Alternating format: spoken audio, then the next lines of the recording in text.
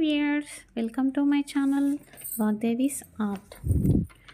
ఉగాది పర్వదినాన్ని ఎలా జరుపుకోవాలి, అలాగే ఈసారి ఉగాది అమావాస్యతో కలిసి వస్తుందా, వసంత నవరాత్రుల్లో లలితా అమ్మవారిని రేపటి రోజున ఎలాంటి పుష్పాలతో పూజించాలి అనేది చూద్దాము. రేపు ఉగాది కాబట్టి బ్రహ్మ ముహూర్తంలో నిద్రలేచి కాలకృత్యాలు తీర్చుకున్న తర్వాత మంగళ స్నానాన్ని ఆచరించాలి. మంగళ స్నానం అంటే తలకి నువ్వుల నూనె రాసుకొని నలుగు పిండితో పెట్టుకొని వేడి నీటితో గోరువెచ్చని నీటితో స్నానాన్ని ఆచరించాలి. ఇక కొత్త వస్త్రాలకు పసుపును అద్దుకొని నూతన వస్త్రాలను ధరించాలి. రేపటి నుంచి కొత్త విసనకర్రల వాడకం అనేది ప్రారంభమవుతుంది. అలాగే రేపు ఇష్టదేవత ఆశీస్సులను, పెద్దవాళ్ళ ఆశీస్సులను తీసుకోవాలి.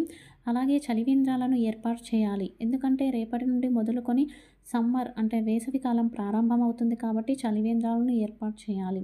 అలా చేయడం కుదరని వారు ఇంటి బయట ఒక కుండను ఏర్పాటు చేయాలి, వచ్చేవాళ్ళు తాగడం కోసం. పశు పక్ష్యాదులకు కూడా నీటిని ఏర్పాటు చేయాలి. రేపు పంచాంగ శ్రవణం అనేది అత్యంత శుభప్రదం. అలాగే ఈ పంచాంగంలో ఈ సంవత్సరం మొత్తం ఎలా ఉంటుంది, శుభం ఏంటి, లాభం ఏంటి, రాజు ఎవరు, మంత్రి ఎవరు, అవమానం ఎవరికి, రాజ్యపూజితం ఎవరికి, ఏ పని చేయాలి, ఏ పని చేయకూడదు, పరిహారాలు ఏంటి, సో ఈ ఇయర్ ప్లాన్ మొత్తం ఉంటుంది. సో అదంతా విన్న తర్వాత దానికి తగ్గట్టుగా నడుచుకోవడమే ఈ మన గొప్ప పండుగ. ఇక రేపటి నుంచి మొదలుకొని మనకి వసంత నవరాత్రులు కూడా మొదలవుతున్నాయి. ఈ వసంత నవరాత్రులు ఉగాది నుంచి శ్రీరామనవమి వరకు వస్తున్నాయి అండి. వీటినే యమదంష్ట్రా కాలములు అని కూడా అంటారు. అంటే రేపటి నుంచి అనారోగ్య సమస్యలు అనేవి వచ్చే అవకాశాలు ఉంటాయి కాబట్టి అమ్మవారి పూజ అత్యంత ప్రీతికరం. మనకు 2 నవరాత్రులు అత్యంత శుభకరం అన్నమాట. ముఖ్యమైనవి వసంత నవరాత్రులు, శరన్నవరాత్రులు. అలాగే శ్రీరామ భక్తులు ఎవరైతే ఉన్నారో రేపటి నుంచి వారు గర్భ నవరాత్రులు అని చెప్పేసి శ్రీరాముని పూజ అనేది చేస్తారు. రేపటి నుంచి వసంత నవరాత్రులు ప్రారంభం కాబట్టి రేపు మల్లెపూలతో మరవంతో అమ్మవారిని పూజించాలి. ఇక అమావాస్యతో ఉగాది కలిసి వస్తుందా అంటే అవునండి.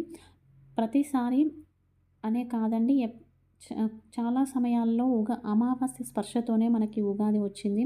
సో అమావాస్య వెళ్ళిన తర్వాతే నేను అన్నీ చేస్తాను అంటే కుదరదండి. రేపు అమావాస్య 6:58 మార్నింగ్ అయిపోతుంది కాబట్టి ఆ తదుపరి మీరు ఎవరైతే దస్త్రం అంటారు వ్యాపారస్తులు కొత్త లెక్కపత్రాన్ని ప్రారంభిస్తారు. అమావాస్య దాటిన తర్వాత మీరు దాన్ని మొదలు పెట్టుకోవచ్చు, కానీ అన్ని పనులు రేపు చేసుకోవచ్చు. ఇక ఈ ఉగాది నుంచి మొదలుపెట్టి సంవత్సరం అంతా మనకు కలిసి రావడం కోసం, అదృష్టం కలగడం కోసం ఏ పరిహారాన్ని పాటించాలో చూద్దాము. ఈ పరిహారాన్ని రేపు గురువారం నుంచి ప్రారంభించి వరుసగా 3 గురువారాలను అలా మనం చేయాలి. 3 అశోకపు చెట్టు ఆకులను తెచ్చుకోండి. ఒక్కో ఆకుపైన ఈ విధంగా రాయండి. ఒక్కో ఆకుపైన స్క్వేర్ షేప్లో ఉంగరం వేలుతో మాత్రమే వ్రాయాలి. ఏం రాయాలి? హ్రీం అని రాయాలి. అలా రాస్తూ ఓం నమో భగవతే వాసుదేవాయ అనే నామాన్ని మనసులో జపిస్తూ ఉండాలి. ఇక దేనితో రాయాలి అంటే మొదటి ఆకుపైన గంగాజలము, కుంకుమ పువ్వు, గంధంతో కలిపిన మిశ్రమంతో రాయాలి. రెండవ ఆకుపైన పెరుగు అలాగే పసుపు కలిపి రాయాలి. ఇక 3వ ఆకుపైన పసుపు, కుంకుమ పువ్వు, గంగాజలం. సో ఇలా 3 ఆకులపైన ఒక్కో విధంగా రాయాలి. ఇక ఫస్ట్ ఆకుని దేవాలయంలో ఒక ప్రదేశంలో ఉంచండి. రెండవ ఆకును అరటి చెట్టు మొదట్లో పెట్టండి. 3వ ఆకును ఇంట్లో శుచిగా ఉండే ప్లేస్లో పెట్టండి. ఇక మరువారం వాటిని నీటిలో వేసి కొత్త లీఫ్ను వాడాలి. ఈ విధంగా 3 సార్లు ఆచరించాలి. 3 గురువారాలు చేయాలి.